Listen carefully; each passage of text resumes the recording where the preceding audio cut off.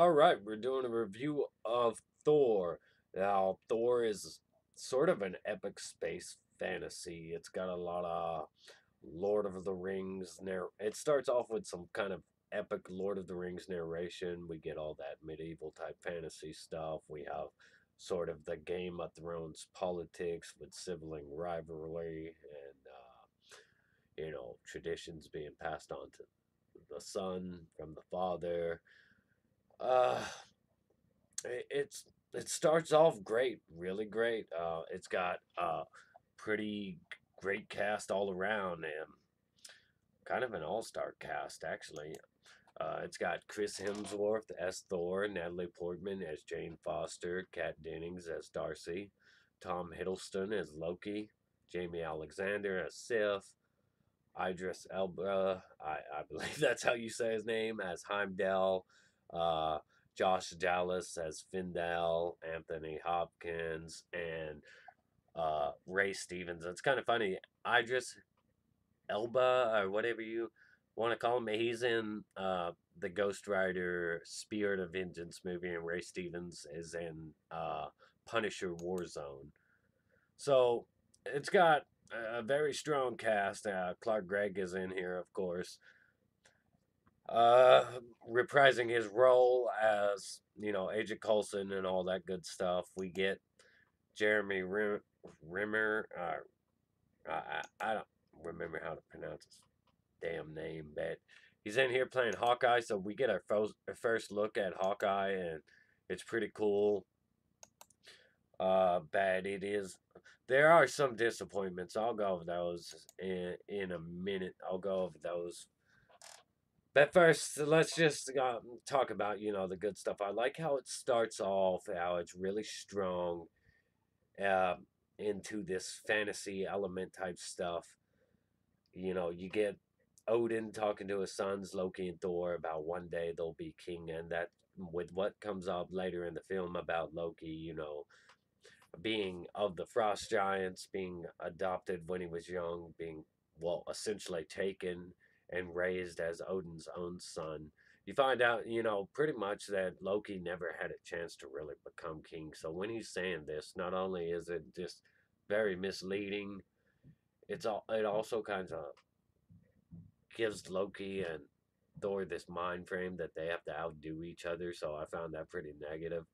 Uh, it shows them across their journey growing up, and there are some inconsistencies in here, but you know, we get to the day when Thor's supposed to be crowned king, and frost giants come in and try to steal something from the vault, and you know, they're from Jotunheim.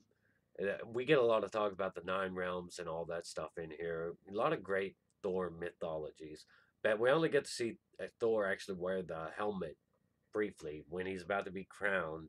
But doesn't get crowned because there's thieves in the vault. They go to stop the thieves, and Odin and Thor get into it. And Thor comes off like a bratty, self-entitled kid. He wants to pursue them. He wants to start war. He doesn't think. He's just headstrong and wants to just. He's got the thirst for glory. So him and Odin get into it, and Loki kind of manipulates the situation where he encourages Thor to disobey his father and go into Jotunheim anyway, where they face the frost giants. He Thor rallies up the Warriors Three, gets them all hyped up, retelling adventures of theirs and how he helped them do this or that. And the Warriors Three are a pretty great cast. I really like the lady Sif they chose. I thought she was awesome. She was amazing, and we get pretty epic battle scene when they go to Jotunheim. But Thor really get to see Thor just lay down the hammer on everybody, and Loki discovers he's frost giant. He's of that nature. Odin has to come in and save them at last minute. He tries to bargain with the frost giants, but yo, what's his name? Lofi pretty much just declares this war. There's no going back for that. So when they get back, He's so pissed at Thor that he casts him down to Earth, such as he did in the comic books. In the comic books, though, it's different. Thor takes mortal form. He doesn't remember who he is. He's, you know, Donald Blake. He's just sickly, weak, scrawny, similar, very much similar to Bruce Banner and Captain America. So I can see why they didn't do that here. It would have been a mistake. It would have been way too similar to those other two, how he can just transform with that walking stick that's secretly Mjolnir and become Thor, God of Thunder. But I can see why they didn't do that here. But there is an Easter egg for Donald Blake in here where he puts on a shirt that Jane gives him, I think, and the name tag on it says Donald Blake, and he asks who that is. She says it's her ex boyfriend, and I would have kind of preferred if Thor had been cast down to Earth before and just didn't remember and he was a different person then because he looked different. I would have much preferred that because that would have explained why Jane and Thor bond so quickly. In like 2 days, they fall in love in here. So it doesn't really make sense. But with that in mind, that little Easter egg, they could have set up something where it made more sense. However, so Thor's cast out to Earth, and Loki's enjoying this. Thor's powerless, and he meets Jane and all of them because she hits him with the car. And there's a lot of comedy in here, mostly from Darcy, who's played by Kat Dennings. Thor himself is pretty funny. Chris Chris Hemsworth, he's pretty funny in here, but Darcy's a little bit too much comedy, comedy, comedy. Um, Other than that, though, there's like the main characters Thor interacts with Dr. Selvig, Jane Foster, and Darcy, and they're trying to help him. And he just comes off really irrational to them and stuff. And then he finds out that his hammer's nearby. He goes and tries to get a horse when they don't have horses. He tries to get a dog. Uh, but he goes out to this site where his hammer is, and everybody's trying to liberate it. And Stanley's there trying to pull it, chain tied to it, trying to pull it with the truck, pulls off the bed of the truck. Uh, Shield shows up, Coulson, as he told Tony that he was headed to the desert in Iron Man 2. He shows up here, they build a site up around the hammer. Thor tries to come from it. He ends up captured, defeated. Uh, we see Hawkeye asking if he could take the shot. Do you want him to take the shot? He's told no. He wants to see what happens by Coulson. Disappointment that Hawkeye doesn't have his mask or whatever, but I understand it's not like he's out in the field, but it does become a problem later on in all the Avengers movie when he never just dons that mask. And I've been told that it was actually the actor's decision. Face recognition is a problem with casting big actors. Same thing with the helmet. Maybe it was because Thor didn't want to wear the helmet, show off his lush long hair, that they never show his iconic helmet again. But I think I read that that the helmet was just too heavy. Anyways, beyond that, you got Thor where he get Dr. Selvig and Jane and them. They come and they get him out of there because Shield can't figure him out. They're gonna keep a close eye on him, but they can't figure it out. Loki appears and tricks Thor into thinking that Mother hates him, Mother's banned him for life, he's never allowed back, and that Odin's died. But Odin really just falls into Odin's sleep, and that's never really explained to the audience what it is. It pretty much has to power down, take a power nap. Uh, but Loki finds out his heritage and all that, that he's really Laufey's son, and that he's a frost giant, and he's just enraged and maddened with emotion and jealousy and hatred for Thor and everything. So he's just, punishing Thor. We go on from there, and they try to develop something between Jane and Thor that it just doesn't work for me. I like them two bonding over the nine realms and her, him talking about magic and science and the same in his realms and all that stuff I found interesting. Him discussing, but her and one problem for me is Selvig being conveniently well versed in Norse mythology.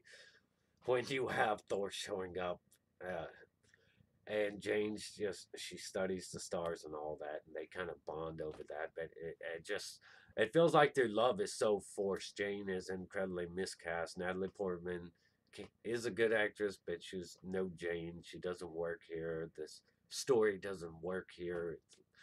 I mean, this romantic getaway to New Mexico, it doesn't work for me. But the rest of the film, Thor's just he's just down and out. He doesn't really understand what the hell's going on. It's just like, you know, he's out of place and all that, and he's just essentially stuck here with these people. And it's one of those fish out of water stories.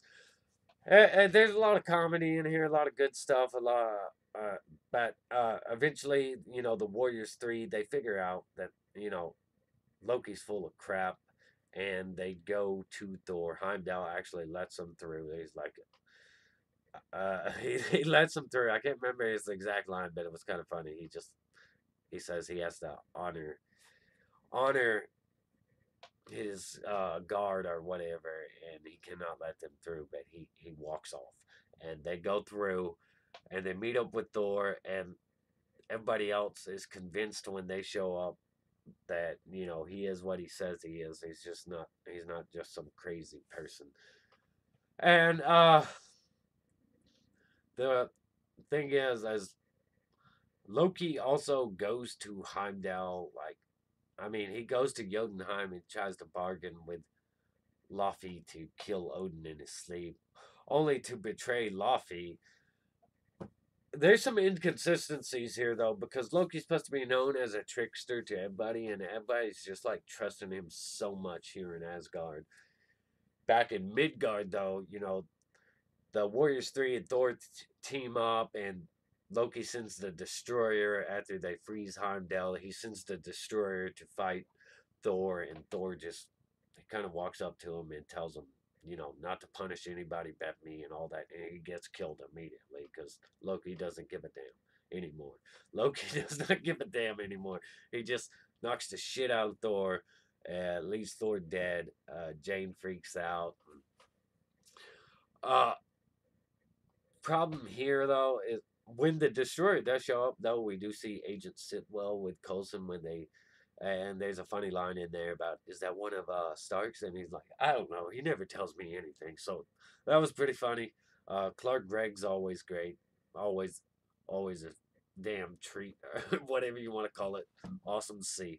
But uh after Thor's dead on the ground, as you would figure, his hammer comes to him and calls to him because now it finally views him as worthy, and that's pretty much what it's all about.